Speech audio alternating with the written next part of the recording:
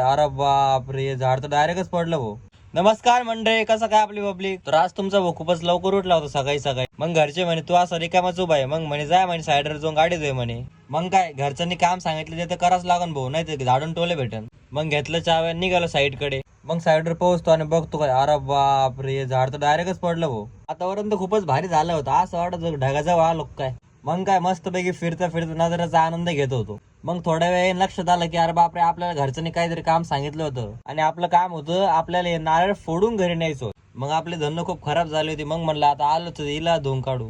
मग काय गाडी मस्तपैकी धुतली आणि निघालो घरी वापस. मग घरी मस्तपैकी फ्रेश ब्रेश झालो होतो. मग पोहोचलो आपल्या हार्डवेअर शॉपवरती आणि इथे येऊन बघतो तो काय यांच्या मोठ्या मोठ्या गप्पा चालू होत्या. मग काय मी पण झालो यांच्यामध्ये सामील.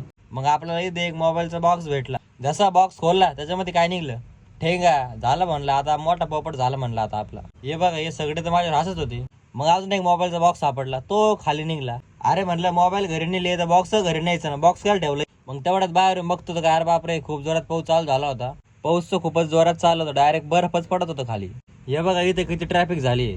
मग आपल्याला जायचं होतं सिटीमध्ये. मग काय काढली गाडी आणि निघालो. आणि नेमकं मी घरापासून एवढं दूर आलो होतो तेवढं पाऊस चालू झाला होता. मग म्हणलं आता भिजतो काय. आणि इकडे पण खूपच भारी वातावरण झालं होतं.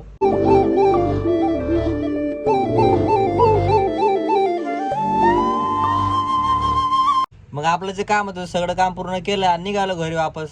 चला तर मंडळी, हा व्हिडिओ मी इथे एंड करतो. लवकरच भेटेल नव्याच्या व्हिडिओ मध्ये.